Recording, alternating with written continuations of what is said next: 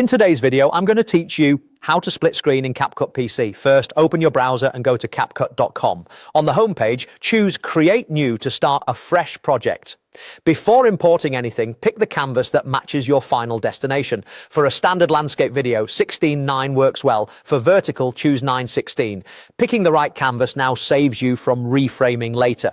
Next, bring in your clips, click Upload, then Upload File, and select your first video from your computer. Repeat the upload for your second video so both files are available in your media panel.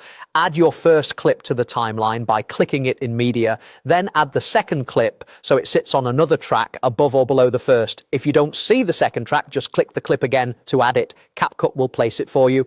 With a clip selected, look to the right side of the editor and open the basic panel. Here you'll find scale and position. Reduce the scale of the first clip and drag it in the preview to the left side of the frame. You'll see guides that help you line things up. Select the second clip, use the same basic controls, and move it to the right. If one layer hides the other, keep scaling down until both are visible evenly.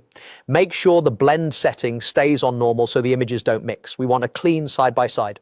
You might switch between media and basic a few times as you select different clips. Totally normal. Whenever a clip is highlighted, you're adjusting that specific layer. Take a moment to nudge each one so the seam looks centered and the horizons line up. If your footage has black bars or gaps, that's usually because of mismatched aspect ratios. Since we set the canvas at the start, you can either scale up slightly or choose a background color on the canvas to fill any remaining space.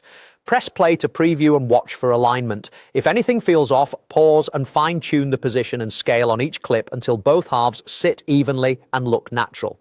When everything looks balanced and synchronized, your split screen is ready. That's it, clean, simple, and fully controlled using the basic tools. Follow along with the on-screen highlights if you're using the same interface, and you'll have a polished split screen in minutes.